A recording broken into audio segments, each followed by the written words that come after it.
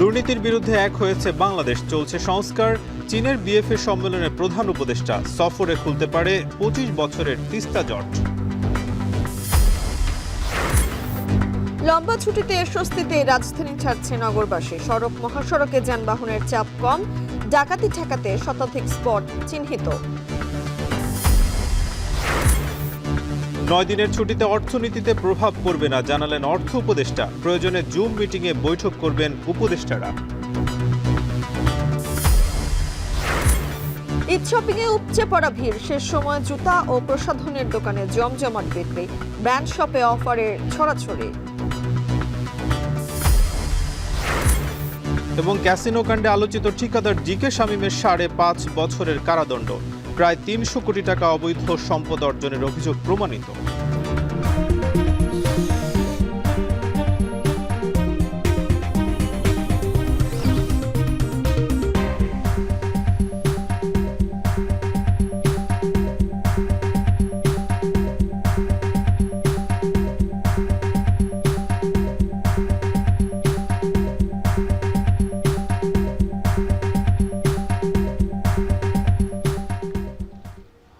শুনছিলেন শিরোনাম। স্বাগত জানাচ্ছি এখন দুপুরে, আপনাদের সঙ্গে আছি আমি তানজিলা খান মেম এবং আমি নাজমুস সাকিব। রোহিঙ্গাদের জন্য বাংলাদেশের সমাজ ও অর্থনীতিতে নেতিবাচক প্রভাব পড়ছে, তাই তাদের প্রত্যাবাসনে আন্তরিক হতে হবে এশিয়ার দেশগুলোকে। চীনের বাও ফোরাম ফর এশিয়া সম্মেলনের উদ্বোধনী বক্তব্যে কথা বলেন প্রধান উপদেষ্টা ডক্টর মোহাম্মদ ইউনূস।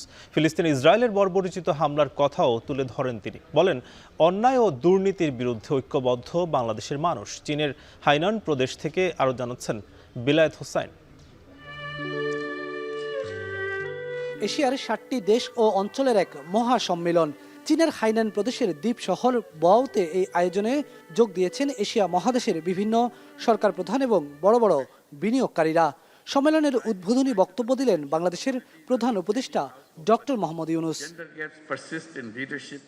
বক্তব্যের শুরুতেই তুলে ধরেন আঞ্চলিক স্থিতিশীলতা ও রোহিঙ্গা ইস্যু। বলেন, রোহিঙ্গাদের জন্য বাংলাদেশের সমাজ ও অর্থনীতিতে নেতিবাচক প্রভাব পড়ছে, তাই রোহিঙ্গাদের প্রত্যাবাসনে এশিয়ার দেশগুলোকে আরও জোরালো ভূমিকা রাখতে হবে।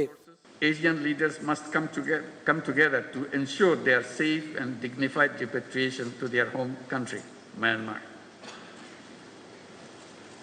Distinguished audience, in this changing world, the destinies of Asian countries are intertwined. We must chart a clear roadmap for a shared future and a shared prosperity. প্রধান উপদেষ্টার বক্তব্যে উঠে আসে ফিলিস্তিন এবং ইউক্রেন রাশিয়ার যুদ্ধের ইস্যুও। বলেন, ফিলিস্তিনে নৃশংসতার মাত্রা ছাড়িয়েছে, আর ইউক্রেনের যুদ্ধ সরবরাহ ব্যবস্থাকে ক্ষতিগ্রস্ত করছে। The genocide in Gaza continues despite global condemnation. The crisis in Palestine is not just an Arab or a Muslim concern, it is a humanitarian issue. The continued tension in Ukraine is heavily tolling on our global supply chain. প্রধান উপদেষ্টা বলেন, অন্যায় এবং দুর্নীতির বিরুদ্ধে ঐক্যবদ্ধ হয়েছে বাংলাদেশের মানুষ।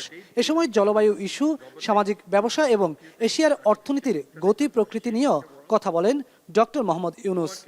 The climate crisis poses an existential threat to humanity. In Asia-Pacific region, climate disaster-related economic losses are already enormous, which is equivalent to $65 billion. Climate vulnerable countries like Bangladesh are forced to divert resources towards disaster response, limiting investments in productive sectors. We need new, additional, accessible, non-ODA, non-debt creating grant-based climate finance. বাও সম্মেলনের সাইডলাইনে চীন সরকারের উচ্চপদস্থ কর্মকর্তা এবং বিভিন্ন বিনিয়োগকারীদের সঙ্গে বৈঠকও করেছেন প্রধান উপদেষ্টা। প্রথমেই স্থানীয় সময় সকাল ৯টায় বৈঠক করেন চীনের নির্বাহী উপপ্রধানমন্ত্রী ডিংজুই জিয়াংয়ের সাথে। এরপর বৈঠক অনুষ্ঠিত হয় চীনের এক্সিম ব্যাংকের চেয়ারম্যান চেন হুয়াইইউর সাথে। বাও ফোরাম ফর এশিয়ার বার্ষিক এই সম্মেলনের মূল আকর্ষণই ডক্টর মোহাম্মদ ইউনূসের দিকে। সমুদ্রবেষ্টিত এই দ্বীপ শহরটি যে প্রদেশে অবস্থিত, এই হাইনান প্রদেশেরই প্রাদেশিক সরকারের উপদেষ্টা ছিলেন তিনি। এখানকার অলিতে গলিতে তার 3-0 ধারণা সবার কাছে বেশ পরিচিত। সম্মেলনের উদ্বোধনী বক্তব্যে আঞ্চলিক স্থিতিশীলতা বজায় রাখার স্বার্থে রোহিঙ্গা সংকটের দিকে এশিয়া নেতাদের যেমন দৃষ্টি রাখতে বললেন, ঠিক তেমনি বিশ্ব শান্তি রক্ষার ইস্যুতে ফিলিস্তিনিদের উপর ইসরায়েলি বর্বরোচিত হামলার কথাও তুলে ধরলেন তিনি। তবে সবকিছু ছাপিয়ে গোটা পৃথিবীর দৃষ্টি বেইজিংয়ের দ্বিপাক্ষিক বৈঠকের দিকে। বিশেষ করে তিস্তা মহাপরিকল্পনা বাস্তবায়নের অগ্রগতি নিয়ে কতটা ইতিবাচক আলোচনা হয় প্রেসিডেন্ট শি জিনপিংয়ের সাথে, তার জন্য অধীর আগ্রহে অপেক্ষায় বাংলাদেশের 18 কোটি মানুষ। হাইনান প্রদেশের ব শহর থেকে বেলায়েত হোসাইন, এখন চীন।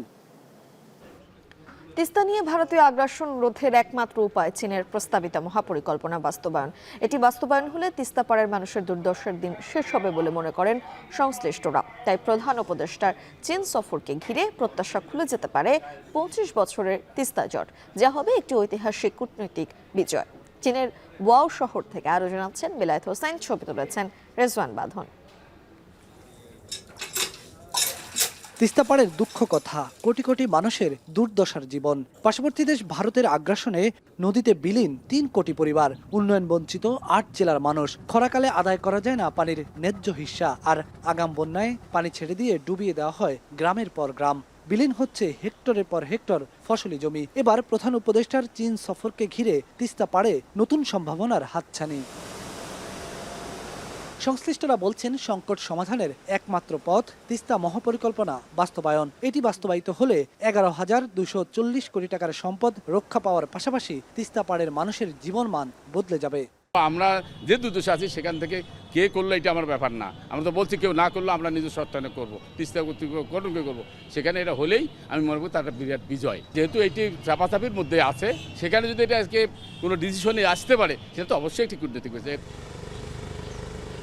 এক যুগ আগে তিস্তার ন্যায্য পানি বন্টন চুক্তির খসড়া চূড়ান্ত হয়েছিল ভারতের সাথে। 2012 সালে ভারতের তৎকালীন প্রধানমন্ত্রী মনমোহন সিংয়ের বাংলাদেশ সফরে সেই চুক্তি স্বাক্ষরের কথাও ছিল, কিন্তু শেষ মুহূর্তে এসে বোল পাল্টে ফেলে ভারত। চুক্তির আশ্বাসে 13 বছর ঝুলিয়ে রেখেছে বাংলাদেশকে। এই অবস্থায় এগিয়ে আসে পূবের অদূরবর্তী বন্ধুরাষ্ট্র চীন। তিস্তার মহাপরিকল্পনার এক ঐতিহাসিক প্রস্তাব দেওয়া হয় 2022 সালে, কিন্তু ভারতের কূটনৈতিক বাধায় সেটি আর বাস্তবায়ন করা যায়নি। বিশ্লেষকরা বলছেন, প্রধান উপদেষ্টার চীন সফর থেকে তিস্তা মহাপরিকল্পনা বাস্তবায়নের ইতিবাচক সিদ্ধান্ত আসলে তা বাংলাদেশের জন্য এক অবিস্মরণীয় কূটনৈতিক বিজয়। বাংলাদেশের মানুষের যে আকাঙ্ক্ষা, আমাদের এই তিস্তা নদীর যে মহাপরিকল্পনা এবং তিস্তা নদীর পানি নিয়ে আমাদের সঙ্গে অনেক বৈষম্যমূলক আচরণ করা হয়েছে এই বাংলাদেশ রাষ্ট্রটির সঙ্গে। সেখানে উত্তরাঞ্চলের মানুষ এটা অনেকটাই ভুক্তভোগী। আমরা চাই যে আমাদের এই বৈষম্যটা দূর হোক।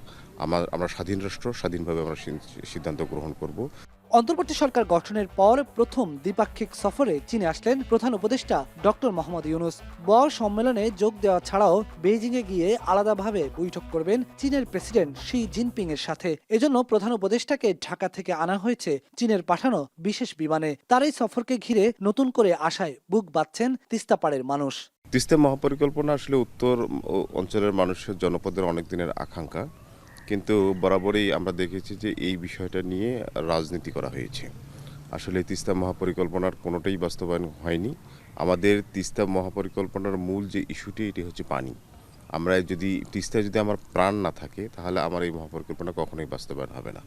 আমরা আশা করছি যে আমাদের প্রতিবেশী যে রাষ্ট্র রয়েছেন, আমাদের পানির হিস্সাটুকু আমাদেরকে বুঝাই দিবেন।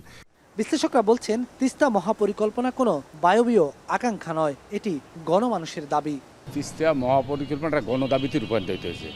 এটি আপনি হয়নি। মানুষের যে দুর্দশা, মানুষের যে নিজস্ব যে অবস্থা, সেখান থেকে কিন্তু মানুষ এই চাচ্ছে। বাংলাদেশ পানি উন্নয়ন বোর্ড এবং চীনের পাওয়ারের সাথে একসাথেই এই সমীক্ষাটা হয়েছে, এবং এটি ভূ রাজনৈতিক কারণে এখন পর্যন্ত আলোর মুখ দেখেনি, এটি বাস্তব। চীনের প্রস্তাবিত তিস্তা মহাপরিকল্পনায় বলা আছে, বাংলাদেশ অংশে তিস্তা নদীর ডান বাম উভয় তীর ঘেঁষে 220 কিলোমিটার উঁচু গাইড বাঁধ নির্মাণ করা হবে। এতে ভারত পানি ছেড়ে দিলেও বন্যার হাত থেকে রক্ষা পাবে বাংলাদেশ। উদ্ধার হবে কয়েক লাখ হেক্টর কৃষি জমি, গড়ে উঠবে বনায়ন। এছাড়াও রিভার ড্রাইভ, হোটেল, মোটেল, রেস্তোরাঁ, পর্যটন কেন্দ্র, 150 মেগাওয়াট সৌর বিদ্যুৎ কেন্দ্র, শিল্প কারখানা, ইপিজেড এবং অর্থনৈতিক অঞ্চলও উল্লেখ করা আছে চীনের তিস্তা মহাপরিকল্পনায়। এতে প্রায় 20 লাখ মানুষের কর্মসংস্থান তৈরি হবে, পাল্টে যাবে তিস্তা পাড়ের মানুষের জীবনমান। স্বাধীনতার পর থেকেই তিস্তা নিয়ে ভারতের সঙ্গে যে টানাপোড়েন চলে আসছিল তাতে দুর্দশাগ্রস্ত তিস্তা পাড়ের কয়েক কোটি মানুষের জীবন শুধুমাত্র রাজনৈতিক সিদ্ধান্তের অপেক্ষায় আধারে কেটে গেল তিস্তা মহাপরিকল্পনার 25 বছর। বিগত আওয়ামী লীগ সরকারের আমল থেকেই বিএনপি নেতারা বারবারই বলে আসছিলেন তারা ক্ষমতায় এলে চীনের সাথে বাস্তবায়ন করা হবে তিস্তা মহাপরিকল্পনা। প্রধান উপদেষ্টার এই ঐতিহাসিক চীন সফরে অন্তত সেই অধ্যায়েরই সূচনা হচ্ছে বলে প্রত্যাশা আন্তর্জাতিক সম্পর্ক বিশ্লেষকদের। অন্তর্বর্তী সরকার গঠনের পর ডক্টর মোহাম্মদ ইউনূসের প্রথম কোনো দ্বিপাক্ষিক বৈঠক অনুষ্ঠিত হতে যাচ্ছে চীনের প্রেসিডেন্ট শি জিনপিংয়ের সাথে। এখান থেকেই রচিত হতে পারে তিস্তা জট খুলে যাওয়ার সম্ভাবনার ইতিহাস। হাইল্যান্ড প্রদেশের বও শহর থেকে বেলায়েত হোসাইন, এখন চীন। এবার ঈদের লম্বা ছুটিতে স্বস্তিতেই রাজধানী ছাড়ছেন নগরবাসী। সড়ক মহাসড়কে যানবাহন তুলনামূলক কম। ঈদযাত্রার খবর জানাতে রাজধানীর গাবতলী বাস স্ট্যান্ডে আছেন সহকর্মী দেবরাজ দেব। এছাড়া ঢাকা ময়মনসিংহ মহাসড়ক থেকে ইমতিয়াজ আহমেদ এবং সিরাজগঞ্জের কড্ডার মোড় থেকে যুক্ত হচ্ছেন রিফাত রহমান। শুরুতেই যেতে চাই দেবরাজের কাছে। দেবরাজ, জানাবেন যে গাবতলীতে যাত্রী চাপটা কেমন দেখছেন এবং সেখানে কোনো অভিযোগ আছে কিনা বাড়তি ভাড়া নেওয়ার? সাকিব, আমরা বলছিলেন গাবতলী রয়েছে। এই গাবতলীতে আসলে যাত্রীর চাপ যেরকম আসলে সচরাচর দেখা যায় সেই চিত্র কিন্তু অনেকদিন ধরেই নেই। তার উপরে মাত্র আসলে ঈদের ছুটি শুরু হয়েছে, প্রায় 9-10 দিনের ছুটি কিন্তু এবার সারা দেশের মানুষ পাচ্ছে এবং সেই কারণে কিন্তু যে যাত্রীর চাপটা সেইভাবে পরিলক্ষিত হচ্ছে না। তবে যারা বাসের পরিচালনা করেন তাদের সাথে কথা বলে যেটা জানতে পেরেছি, তারা কিন্তু বলছেন যে আজকে সন্ধ্যার পর থেকে কিন্তু যাত্রীর চাপ বাড়ার কথা রয়েছে, প্রত্যাশা করছেন তারা। এবং আমরা সকাল থেকেই গাবতলী যে বাস টার্মিনালটি রয়েছে উত্তরবঙ্গ এবং দক্ষিণবঙ্গের বেশ কয়েকটি জেলাতে কিন্তু এই বাসগুলো চলাচল করে তাদের যাত্রী নিয়ে এবং সেখানে সেই গাবতলী বাস টার্মিনালে আমরা সকাল থেকে দেখেছি যে আইন শৃঙ্খলা বাহিনীর সদস্যরা এবং বাস মালিক সমিতির নেতারাও কিন্তু এখানে কিন্তু পরিদর্শনে আসছেন এবং যাত্রীদের সাথে খোঁজ খবর নিচ্ছেন। তবে বাস ভাড়া নিয়ে কিন্তু যেটা প্রশ্ন করছিলেন যে বাস ভাড়ার নিয়ে কোনো অভিযোগ রয়েছে কিনা, সব জায়গায় আসলে কিছু কিছু কাউন্টারে কিন্তু আসলে অভিযোগ রয়েছে, বিশেষ করে যেগুলো শীতাতপ নিয়ন্ত্রিত বাসগুলো রয়েছে সেগুলোর আসলে সরকারি ভাড়া কাঠামো না থাকার কারণে কিন্তু সেখানে এক ধরনের স্বেচ্ছাচারিতার সুযোগ কিন্তু বাস মালিকরা করছে। এছাড়া যেগুলো আসলে নন এসি বাসগুলো রয়েছে, শীতাতপ নিয়ন্ত্রিত বাইরে যেগুলো রয়েছে সেই বাসগুলো কিন্তু আসলে নির্ধারিত ভাড়াতেই কিন্তু আমরা এখন পর্যন্ত দেখতে পাচ্ছি যে তারা যাতায়াত করছে এবং সময় মতোই আসলে এই বাসগুলো এই গাবতলী বাস টার্মিনাল থেকে ছেড়ে যাচ্ছে। এবং আরেকটা কথা বলে রাখি যে গাবতলী বাস টার্মিনালের বাইরের যে মূল যে সড়কটি রয়েছে যেটি আসলে সাভার অভিমুখে যায় সেখানে কিন্তু ডিভাইডারের মাধ্যমে কিন্তু বাস টার্মিনালের সাথে যে সংযোগ সেটি কিন্তু আসলে আলাদা করে রাখা হয়েছে, যার কারণে কিন্তু যে প্রতি বছর আমরা দেখি একটা যানজটের তৈরি হয় সেই যানজট কিন্তু এখন এই পর্যন্ত দেখা যাচ্ছে না। তো গাবতলী বাস টার্মিনাল থেকে সাকিব, আমার কাছে এই ছিল সর্বশেষ তথ্য। যাত্রীর চাপ কিন্তু তেমন একটা নেই, প্রত্যাশা সন্ধ্যার পরে হয়তো বাড়ি ফেরা মানুষের চাপ বাড়বে। আমরা এবার ঢাকার বাইরে যেতে চাই। আমাদের সহকর্মী ইমতিয়াজ আছেন ঢাকা ময়মনসিংহ মহাসড়কে। ইমতিয়াজ, জানাবেন যে সেখানে আসলে কি অবস্থা, যানবাহনের চাপ দেখতে পাচ্ছেন কিনা এবং মহাসড়কে কিন্তু যত্র যাত্রী ওঠা নামা করা হয়, সেটা আসলে আপনি দেখতে পাচ্ছেন কিনা আজকের দিনে? সাকিব, বেলা যত গড়াচ্ছে রোদের তেজও ততটা বাড়ছে এবং এই তপ্ত গরমের মধ্যে কিন্তু ঘর ফেরা মানুষের চাপও বাড়ছে। সেই সাথে মহাসড়কে কিন্তু যানবাহনও কিন্তু আমরা বাড়তে দেখছি এবং সেই সাথে আমরা দেখতে পাচ্ছি যে আসলে তীব্র যানজট না থাকলেও কিন্তু যানবাহনের একটা ধীরগতি কিন্তু রয়েছে। এবং যেটা আগেই বলছিলাম যে এবার কিন্তু ঢাকা ময়মনসিংহ মহাসড়ক যদি বলতে চাই যে সবচেয়ে বেশি বিশৃঙ্খলা যে সৃষ্টিটি হয়েছে সেটি হলো যে সিএনজি এবং অটো ইজি বাইক, এগুলো কিন্তু রাস্তার মাঝখান দিয়ে যত্র করে বিভিন্ন যে গুরুত্বপূর্ণ পয়েন্টগুলো রয়েছে ভালুকা, স্কয়ার মাস্টারবাড়ি, ত্রিশাল, চুরখাই থেকে শুরু করে এই ঢাকা বাইপাস পর্যন্ত এখানকার যে সিএনজিগুলো রয়েছে যথাযথভাবে রেখে দেওয়া হয়েছে। অটোগুলো মাঝখান দিয়ে চলাচল করছে এবং যে গাড়িগুলো আসলে যাত্রী নামাচ্ছে এখানে বেশিরভাগ গাড়ি কিন্তু রাস্তার মাঝখানে যাত্রী নামাচ্ছে, যার কারণে কিন্তু বিভিন্ন থেমে কিন্তু যানজটগুলো সৃষ্টি হচ্ছে এবং সেই সাথে কিন্তু যাত্রীদের একটু দুর্ভোগ হচ্ছে। পাশাপাশি যেহেতু আজকে সকাল পর্যন্ত আমরা দেখতে পেরেছিলাম যে যাত্রীর চাপ কিছুটা ধীরগতি ছিল, কিন্তু বেলা যত গড়াচ্ছে যাত্রীর চাপও বাড়ছে। গাড়িগুলোতে একটু বাড়তি ভাড়া নেওয়ার কিন্তু অভিযোগ পাওয়া যাচ্ছে বিভিন্ন যাত্রীদের কাছ থেকে, কোনো 50 টাকা 100 টাকা করে বিভিন্ন পণ্যবাহী মালবাহী গাড়িগুলো ঢাকা থেকে আসছে। এবং ময়মনসিংহ থেকে ঢাকাগামী যে গাড়িগুলো রয়েছে, বিশেষ করে যাত্রী নামিয়ে দেওয়ার পর যে গাড়িগুলো যাচ্ছে সেগুলো কিন্তু আমরা দেখতে পেরেছি যে চাপ বেড়েছে। এবং এই পাশাপাশি এই চাপ সামলাতে কিন্তু ঢাকা বাইপাস সহ বিভিন্ন গুরুত্বপূর্ণ সড়কগুলোতে পুলিশ, সেনাবাহিনী এবং আইনশৃঙ্খলা বাহিনী, আপনারা দেখতে পাচ্ছেন যে এই বাইপাসটিতে এখন পুরোপুরি কিন্তু একেবারে ব্লকের একটা অবস্থা হয়ে গেছে। এবং একটি বাস কিন্তু আমরা দেখতে পাচ্ছি যে রাস্তার মাঝখানে দাঁড়িয়ে কিন্তু তারা যাত্রী নামাচ্ছেন, এবং যার কারণে পুরো রাস্তাটি এই কিন্তু ব্লক হয়ে গেছে। এবং এরকম একটি অবস্থা ভালুকা, ত্রিশাল থেকে শুরু করে বিশেষ করে গাজীপুরের পর থেকে এই বিশৃঙ্খলা, সড়কের যে বিশৃঙ্খলা সেটি কিন্তু কোনোভাবেই যাচ্ছে না। আর সারা সড়ক জুড়ে যদিও তীব্র যানজট সৃষ্টি না হচ্ছে, কিন্তু এই যে অটো, সিএনজি এগুলো কিন্তু আসলে কোনোভাবেই সামলাতে পারছে না আইনশৃঙ্খলা বাহিনী, সেটি কিন্তু আমরা দেখতে পাচ্ছি। এবং যার কারণে কিন্তু এই বিশৃঙ্খলাটা ক্রমান্বয়ে বেড়েই যাচ্ছে এবং যাত্রীর দুর্ভোগটাও বাড়ছে। তবে যেহেতু গার্মেন্টসগুলো এখনও ছুটি হয়নি, গার্মেন্টস ছুটি হওয়ার পরে কিন্তু সেই যাত্রী চাপ আরও বাড়বে এবং যানজট আরও বাড়ার সংখ্যা রয়েছে। তাই সাধারণ যাত্রীরা বলছেন যে ট্রাফিক ব্যবস্থা আরও শক্তিশালী এবং জোরদার করা প্রয়োজনীয় ঢাকা ময়মনসিংহ সড়কে। সব মিলিয়ে এই ছিল আমার কাছে ময়মনসিংহ থেকে সর্বশেষ। নাজমুল সাকিব। আমরা একটু যেতে চাই রিফাতের কাছে, সিরাজগঞ্জে আছেন তিনি। জানাবেন যে এই যে ঢাকা টাঙ্গাইল কিংবা টাঙ্গাইল সিরাজগঞ্জ হয়ে তো মানুষ আসলে উত্তরবঙ্গে যায়, সেখানে আসলে কতটা যাত্রী চাপ দেখতে পাচ্ছেন এবং আজকে কোনো অনিয়ম দেখতে পাচ্ছেন কিনা?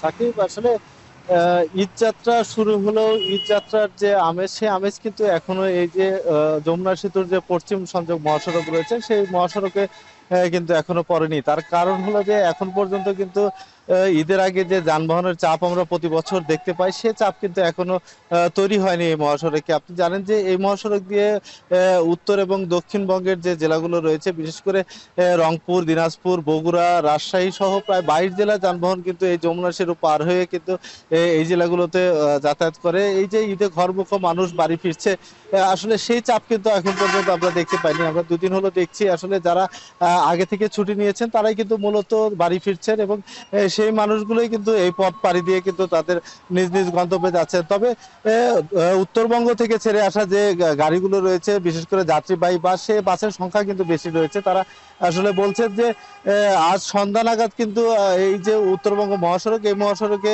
আসলে যানজটের সম্ভাবনা নেই। তবে আসলে যাত্রীর যে চাপ এবং যানবাহনের চাপ, সে চাপ কিন্তু এই মহাসড়কে তৈরি হবে বলে আমাদেরকে পরিবহন সংশ্লিষ্টরা বলছেন। তবে এই যে উত্তরবঙ্গ মহাসড়ক, এই মহাসড়কে গত 2 দিন হলো যানবাহনের চাপ স্বাভাবিক অবস্থায় রয়েছে। আমি কয়েকজন যাত্রীর সাথে কথা বলেছি, তারা যেটি জানিয়েছেন যে স্বাভাবিক সময়ে এই ঢাকা থেকে সিরাজগঞ্জ 2.5 থেকে 3 ঘন্টায় তারা আসতে পারেন।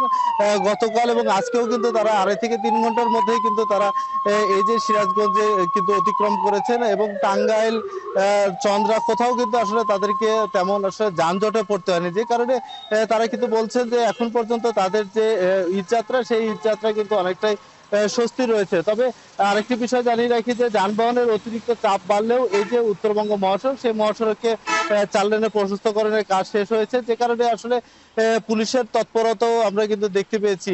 সেক্ষেত্রে আসলে যানবাহনের চাপ বাড়লেও এবার আসলে ঈদের আগে যে ভোগান্তি কিংবা যানজটে পড়া, সেটি কিন্তু আসলে পড়তে হবে না বলে প্রশাসনের পক্ষ থেকে আমাদের কাছ থেকে দাবি করা হয়েছে। তবে আসলে বেলা করার সাথে সাথে যানবাহনের চাপ বাড়ছে এবং যানবাহনের চাপ বাড়লে আসলে কতটুকু আসলে ভোগান্তি কিংবা স্বস্তি হয়, সেটি কিন্তু আসলে দেখার বিষয় রয়েছে এই উত্তরবঙ্গ মহাসড়কে। তো সাকিব, এই ছিল আমার কাছে উত্তরবঙ্গ মহাসড়ক থেকে সবশেষ। ধন্যবাদ রিফাত। আমাদের সঙ্গে যুক্ত ছিলেন সারা দেশ থেকে সহকর্মীরা এবং জানাচ্ছিলেন যে ঈদের যে লম্বা ছুটি, সেটাকে ঘিরে মানুষজন যে ঢাকা ছাড়ছে সেই খবর। ঈদে টানা 9 দিনের ছুটিতে অর্থনীতিতে কোনো ধরনের নেতিবাচক প্রভাব পড়বে না বলে জানিয়েছেন অর্থ উপদেষ্টা ডক্টর সালেউদ্দিন আহমেদ। সচিবালয়ের সরকারি ক্রয় সংক্রান্ত উপদেষ্টা পরিষদের বৈঠক শেষে এ কথা বলেন তিনি। বলেন, ঈদে অধিকাংশ উপদেষ্টা ঢাকায় থাকবেন, কোনো প্রয়োজন হলে বন্ধের মধ্যে মিটিং করা হবে, অন্যান্যদের সাথে প্রয়োজনে জুমেও মিটিং করা যাবে। ইভেন উপদেষ্টা মন্ডলীর সদস্য বেশিরভাগ আমরা ঢাকা থাকবো, এটা কথা হয়েছে। দরকার হলে সেই বন্ধের মধ্যে আমরা দরকার মিটিং করবো। সো এটা আটকে থাকবে, এটা আমাদের মধ্যে কথা হয়েছে। বেশিরভাগই আমরা সবাই ঢাকা থাকবো, 2-1 জন ছাড়া। আর সচিব যদি বাইরে যায়ও, দেশে থাকলে তো অসুবিধা নয়, বিদেশে গেলে আমরা জুমের মাধ্যমে ইস্যু করি, সেটা আমি ওয়ার্ল্ড ব্যাংকে থাকতে ওগুলো অনেকগুলো মিটিং করেছি, সেগুলো অসুবিধা হবে না। না না না, সুবিধা তৈরি করবে।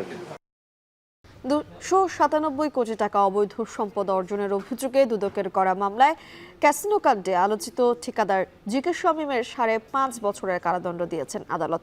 একই মামলায় তার মা আয়েশা আক্তারকে খালাস দিয়ে রায় দিয়েছেন ঢাকার বিশেষ জজ আদালত 4-এর বিচারক রবিউল আলম। বিস্তারিত জানাবেন রাব্বি হোসেন। ক্যাসিনো কাণ্ডে এক সময়ের আলোচিত ও প্রভাবশালী যুবলীগ নেতা গোলাম কিবরিয়া শামীম ওরফে জিকে শামীম 2019 সালে রাজধানীর নিকেতনে তার কার্যালয় ও বাড়িতে অভিযান চালিয়ে নগদ প্রায় 2 কোটি টাকা ও 165 কোটি টাকার এফডিআর জব্দ করে র্যাব। উদ্ধার করা হয় বিপুল মদ ও অস্ত্র। সে বছরের অক্টোবরে জিকে শামীম ও তার মা আয়েশা আক্তারের বিরুদ্ধে 297 কোটি টাকার বেশি অবৈধ সম্পদ অর্জনের অভিযোগে মামলা করে দুদক। করা হয় অস্ত্র আইনে মামলাও। বৃহস্পতিবার অবৈধ ও জ্ঞাত আয় বহির্ভূত সম্পদ অর্জনের অভিযোগের মামলায় জিকে শামীমের 5 বছর 6 মাস কারাদণ্ড দিয়েছেন আদালত। একই মামলায় অভিযোগ প্রমাণিত না হয় তার মা আয়েশা আক্তারকে খালাস দিয়ে রায় দিয়েছেন ঢাকার বিশেষ জজ আদালত 4। রায়ের প্রতিক্রিয়ায় দুদকের আইনজীবী জানান, আসামির বিরুদ্ধে পুরো অভিযোগ প্রমাণিত হয়েছে। দণ্ডের পাশাপাশি তাকে 1 লাখ টাকা অর্থদণ্ড অনাদায়ে আরও 3 মাসের কারাভোগ করতে হবে। অর্থাৎ মূলত এই জিকে শামীমকে 27-এর 1 ধারায় 5 বছর 6 মাসের সাজা ঘোষণা করা হয়েছে এবং তার যে দখলকৃত 297 কোটি টাকা জ্ঞাত আয় বহির্ভূত সম্পদ সেটি রাষ্ট্রের অনুকূলে বাজেয়াপ্ত করা হয়েছে। এটি আজকে এবং তার 1 লক্ষ টাকার জরিমানা দাবি করা হয়েছে এবং সেটি অনাদায়ে কত 3 মাস না 3 মাসের জন্য 3 মাসের মধ্যে না দিতে পারলে 60 দিনের মধ্যে। তবে জিকে শামীমের আইনজীবীর দাবি আইনগতভাবে এই রায় সঠিক হয়নি। উচ্চ আদালতে আপিল করবেন তারা। যে সিআইডি কর্তৃক যে মামলাটা দায়ের করা হলো সেই মামলার মধ্যে জিকে শামীমের যত সম্পত্তি ছিল এবং আয়ের যে উৎস ছিল সেই সময়টা পূর্ণ একটা ব্যাখ্যা দেওয়া আসছে চার্জশিটের মধ্যে, কিন্তু দুদক থেকে সেই ব্যাখ্যাটা পুরোপুরি অমিট করে দেওয়া হয়েছে। দুদকের তদন্তকারী কর্মকর্তা কোথাও বলেন নাই আলটিমেটলি তার সোর্স অফ ইনকামটা কি, বাট উনি কেবল বলে গেছেন উনি ব্যবসায়ী এবং উনি বলে গেছেন জিকে বিল্ডার্সের মালিক উনি। তাহলে জিকে বিল্ডার্সের মালিক যদি উনি হয়ে থাকেন তাহলে ওনার কী পরিমাণ আর্নিং ছিল, উনি কী পরিমাণ সম্পদ উনি সোর্স গভর্নমেন্টের কাছে উনি পেয়েছেন, যেহেতু গভর্নমেন্ট ই টেন্ডারের মাধ্যমে বিভিন্ন টেম্পারারি ড্রপ করেছেন এবং উনি টেন্ডারের কাজগুলো করেছেন, তাহলে কী পরিমাণ সম্পদ সেখান থেকে উনি অর্জন করেছেন, ওনার ব্যাংকের সম্পদটা যে আসছে সেটা বৈধতা অবৈধতা সেই বিষয়ে তদন্তকারী কর্মকর্তা এই দুদক থেকে কোনো কিছু বলা হয়নি। এর আগে 2022 সালে জিকে শামীমকে অস্ত্র আইনের মামলায় যাবজ্জীবন কারাদণ্ড দিয়েছিলেন আদালত। রাব্বি হোসেন, এখন, ঢাকা। বিএনপি সমর্থিত ঢাকা দক্ষিণ সিটি কর্পোরেশনের প্রার্থী ইশরাক হোসেনের ভোটে কারচুপির অভিযোগে ফল বাতিল চেয়ে নির্বাচনী ট্রাইব্যুনালে করা মামলার রায় আজ ঢাকার প্রথম যুগ্ম জেলা আদালতে আছেন সহকর্মী রাব্বি হোসেন, যুক্ত হব তার সঙ্গে। রাব্বি, জানাবেন যে ভোট কারচুপির অভিযোগ প্রমাণিত হলে কি রায় আসতে পারে, কিছু জানা গেছে কিনা?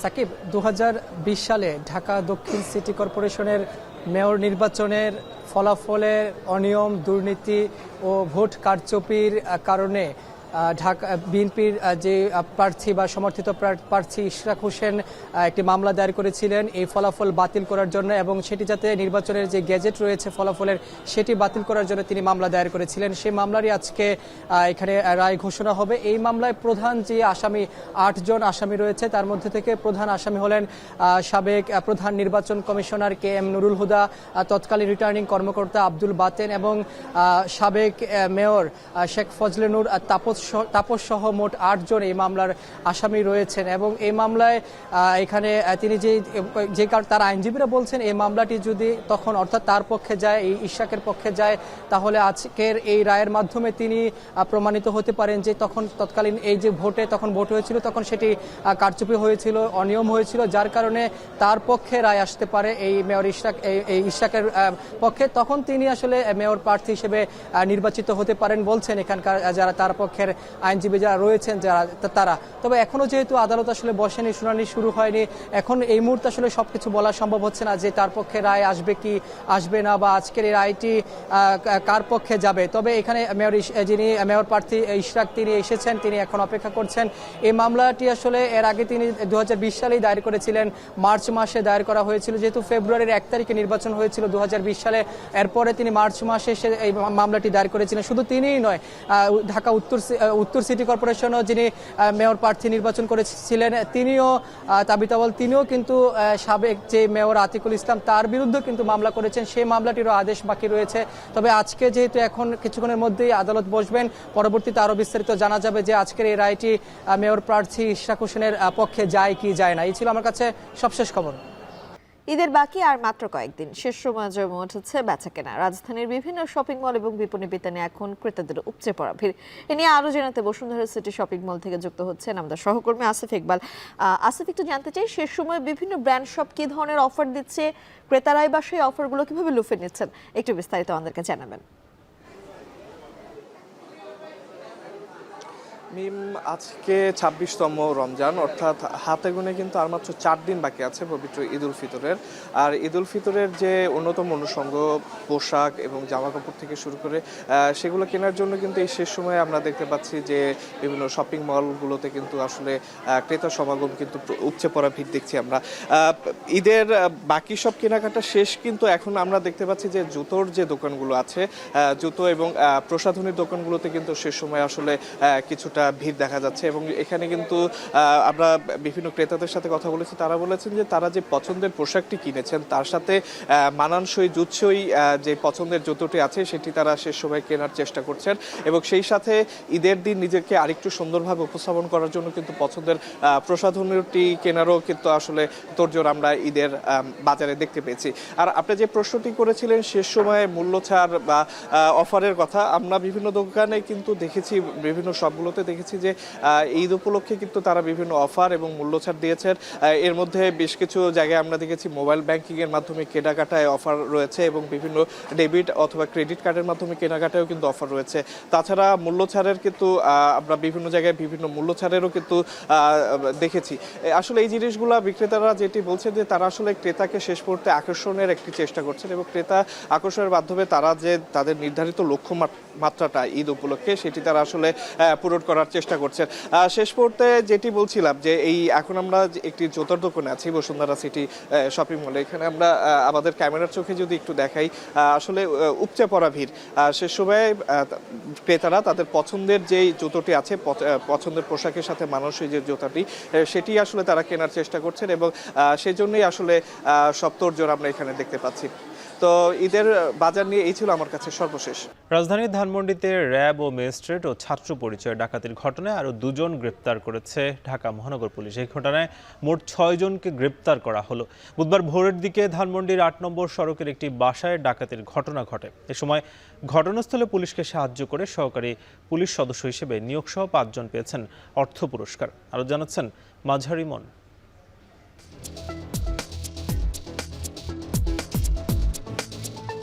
বুধবার ভোর আনুমানিক 4:40 র্যাবের পোশাক গায়ে ধানমন্ডির একটি বাসায় হানা ডাকাত দলের সদস্যদের। দারোয়ান দরজা খুলতে না চাইলে দেয়াল টপকে প্রথমেই তাকে জিম্মি করে ডাকাত দলের সদস্যরা। পরে তার কাছ থেকে চাবি নিয়ে ভবনটির 3য় তলায় একটি অফিসের দরজা ভেঙে ভেতরে প্রবেশ করে ডাকাত দল।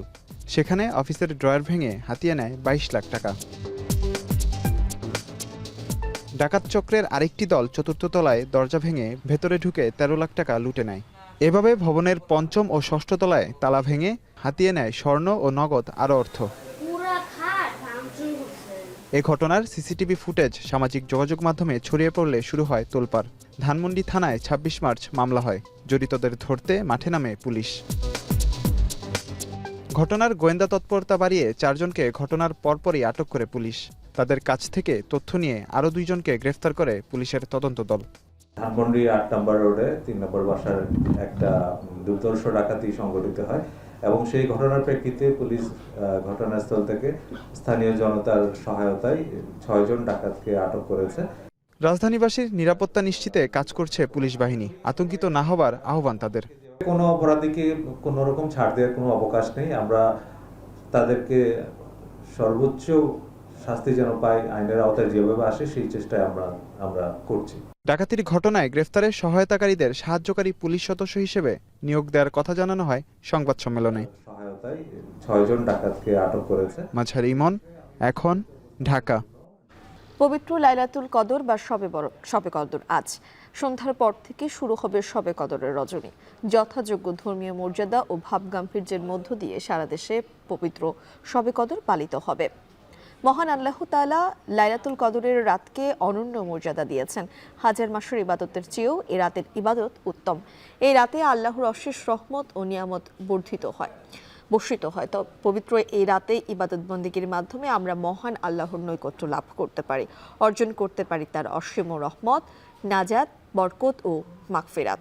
পবিত্র রমজান মাসে লাইলাতুল কদরে পবিত্র আল কোরআন নাজিল হয়েছিল। তাই মহান আল্লাহর প্রতি শুকরিয়া আদায়ে ধর্মপ্রাণ মুসল্লিরা দিবাগত রাতে মসজিদ সহ বাসা বাড়িতে ইবাদত বন্দেগীতে মশগুল থাকবেন।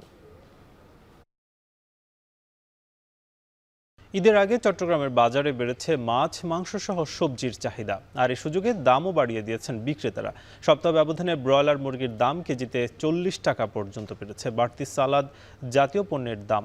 ঈদের আগে বাজার মনিটরিং না হওয়ায় দাম বাড়ছে বলে অভিযোগ ক্রেতাদের। চট্টগ্রাম থেকে হোসাইন জিয়াদের প্রতিবেদন। গরুর মাংসের দোকান ঘিরে ক্রেতার ভিড়, ব্যস্ত দোকানির দম ফেলার ফুরসত নেই। যে কোনো উৎসব পার্বণে চট্টগ্রামের ভোজন রসিক মানুষের প্রথম পছন্দ থাকে গরুর মাংস। মেজবান, কালাভুনো আর ওরস স্টাইলে গরুর মাংস রান্না হয় বাসাবাড়ি, দোকানপাটে। দেশে সবচেয়ে বড় ধর্মীয় উৎসব ঈদ উল ফিতরকে কেন্দ্র করে তাই চাহিদা বেড়েছে কয়েক গুণ। বাজারে হাড়সহ প্রতি কেজি গরুর মাংস বিক্রি হচ্ছে 800 টাকায়, আর হাড় ছাড়া মাংস কিনতে গুনতে হচ্ছে 900 থেকে 1000 টাকা। তবে লাগামহীন বেড়েছে মুরগির মাংসের দাম। চাহিদা বেশি থাকায় এক সপ্তাহের ব্যবধানে কেজিতে 40 টাকা বেড়ে ব্রয়লার মুরগি বিক্রি হচ্ছে 225 টাকায়, সোনালী 330 টাকা আর দেশি মুরগি 550 টাকায়। খামারিরা সিন্ডিকেট করে দাম বাড়িয়েছে বলে অভিযোগ বিক্রেতাদের। অনেকে ঈদের বাজার করতেছে, মুরগির দামও একটু বাড়তি, তারপরে কিনতেছে। বেচা কিনা যে মালের দাম বেশি, অনেক বেশি। ব্রয়লার তো আমরা প্রায় প্রতি কেজি 30 টাকা 35 টাকা বাড়ছে। 200 টাকা বেচলো কেজিতে 10 টাকা, 500 টাকা বেচলো কেজিতে 10 টাকা লাভ করে বেচলো। এছাড়া ঈদে নানা পদের সাথে সালাদের চাহিদা থাকে খাবারের পাতে। তাই শসা, গাজর, লেবু, ধনিয়া পাতার দামও বেশ চড়া। সপ্তাহের ব্যবধানে 30 টাকার ক্ষীরা দাম বেড়ে দাঁড়িয়েছে 80 টাকায়। 20 টাকার গাজর বিক্রি হচ্ছে 35 টাকা। কমেনি লেবুর দামও। সবজির দামও বাড়ছে ধাপে ধাপে। ভোক্তা অধিদপ্তর তারা কিছুদিন করে, তারপরে আর কোনো তাদের অ্যাক্টিভিটিস দেখা যায় না। অসম্ভব বাড়িছে ক্ষীরের দাম। লাস্ট পথে ক্ষীরা এখানে পাইকারি চলতেছে 75-80 টাকা। আমরা আনে 75 টাকা, আনে 80 টাকা বেচতেছি। এখন দাম বাড়ে গেছে, ওখানে নাই আর কত, হয়তো 205-10 টাকা আমরা বাড়তে নিচ্ছি ঈদ হিসেবে। পুরো রমজানে সবজি, মাংস এবং ভোগ্যপণ্যের দামে ঊর্ধ্বগতি না থাকায় স্বস্তি ছিল জনমনে। ঈদেও যেন বাজার স্থিতিশীল থাকে সে লক্ষ্যে বাজার মনিটরিংয়ের দাবি জানিয়েছে ক্রেতারা। হোসাইন জিয়াদ, এখন, চট্টগ্রাম।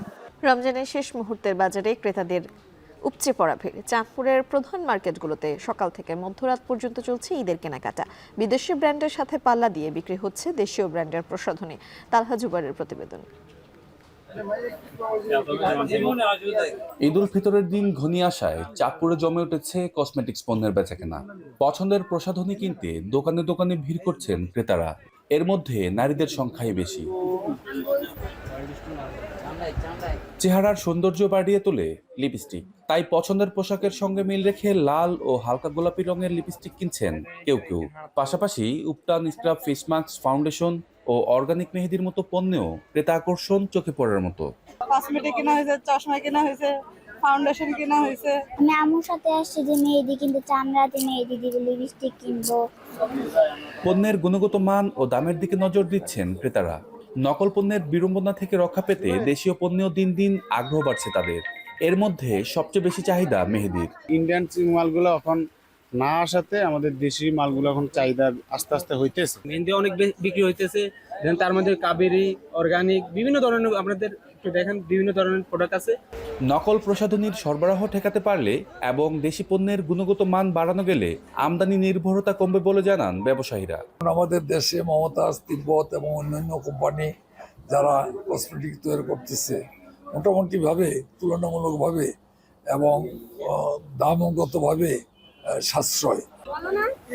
ভবিষ্যতে দেশের প্রসাধনী শিল্প আরও আধুনিক হয়ে উঠবে এমনটাই প্রত্যাশা ক্রেতা বিক্রেতা সবার। তালহা জুবাইর, এখন চাঁদপুর। ঈদ উদযাপনে নতুন পোশাক কিনতে মালয়েশিয়ার শপিং মলগুলোতে উপচে পড়া ভিড়। বিদেশের মাটিতে সহকর্মীদের সঙ্গে ঈদ আনন্দ ভাগাভাগিতে নতুন পোশাক কিনছেন প্রবাসীরা। চাহিদার শীর্ষে রয়েছে পাঞ্জাবি, টুপি আর কোটি। মালয়েশিয়ার ঈদ বাজার ঘুরে শাহরিয়ার তারেকের প্রতিবেদন। দুয়ারে কড়া নাড়ছে পবিত্র ঈদ উল ফিতর। জমে উঠেছে মালয়েশিয়ার ঈদ বাজার, শপিং মলগুলোতে নতুন পোশাক কেনার হিড়িক। বিদেশের মাটিতে স্বজন ছাড়া ঈদ কিছুটা রাঙিয়ে তুলতে শপিং মলগুলোতে ঢু মারছেন মালয়েশিয়া প্রবাসীরা।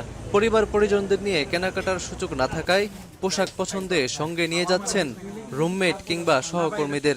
পাঞ্জাবি, পাজামা, টুপি আর কোটির চাহিদা সবচেয়ে বেশি। ঈদ উদযাপনে নতুন পোশাক কিনতে মালয়েশিয়ায় থাকা বাংলাদেশি দোকানগুলোতে ভিড় করছেন প্রবাসীরা। পছন্দের কথা চিন্তা করে আধুনিক ডিজাইনের নানা রঙের পাঞ্জাবির পসরা নিয়ে বসেছে দেশীয় দোকানিরা। বিদেশে দেশীয় এসব পোশাক কিনতে পেরে খুশি কাজের তাগিদে মালয়েশিয়ায় থাকা বাংলাদেশিরা। ঈদের টাইমে পাঞ্জাবিটা কিনতে হয় সবসময়, আমরা বন্ধুরা সবাই মিলে একসাথে চিন্তা ভাবনা করলাম এক কালার পাঞ্জাবি করবো। যত গরম দেশ এই জন্য টি শার্টটা আর পাঞ্জাবিটা বেশি গুরুত্ব দিচ্ছি। এখানে ভিডিও দেখছিলাম, আগে ভিডিও দেখার পর আমাদের কালেকশনগুলো ভালো লাগছে। আমরা আরও অন্য জায়গায় দেখছি কিন্তু পছন্দ হয় না, এখানে দেখতেছি সব ধরনের কালেকশন আছে এই জায়গায়, এই জন্য আমরা 14টা পাঞ্জাবি কিনছি।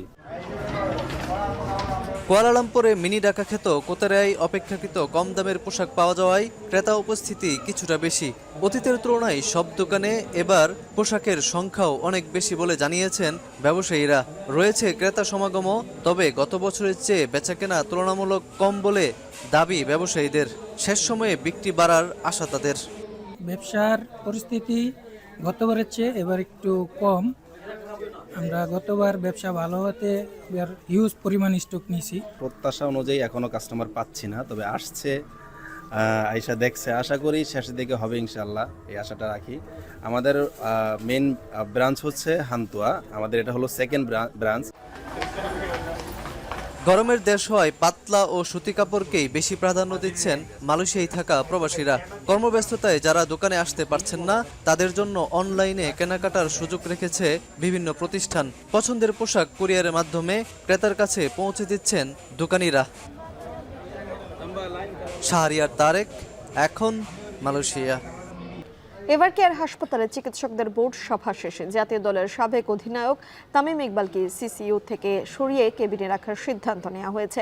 হাসপাতালে আরও 2-1 দিন পর্যবেক্ষণে রাখা হবে তাকে। তবে হার্ট অ্যাটাকের বিষয়টি মানসিকভাবে মেনে নিতে পারছেন না তামিম, তাই একজন মনোবিদও নিয়োগ দিয়েছে হাসপাতাল কর্তৃপক্ষ। মেডিকেল বোর্ড সভা শেষে সর্বশেষ পরিস্থিতিতে এমনটাই জানিয়েছেন দায়িত্বরত চিকিৎসকরা।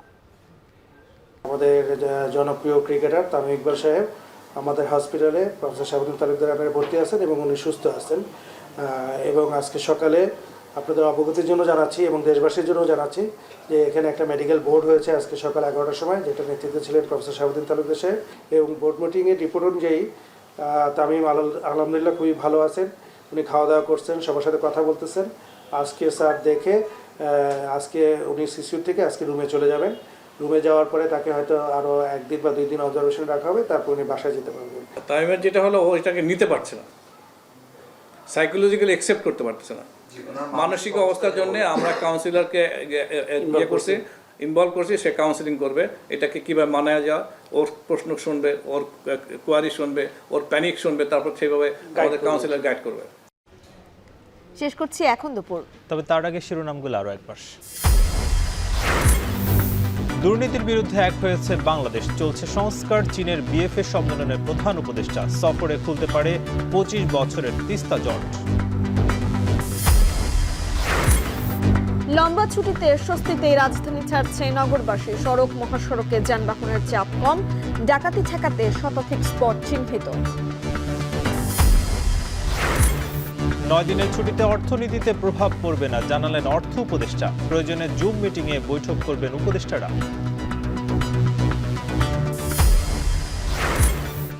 ঈদ শপিং এ উপচে পড়া ভিড়, শেষ সময়ে জুতা ও প্রসাধনীর দোকানে জমজমাট বিক্রি, ব্র্যান্ড শপে অফারের ছড়াছড়ি।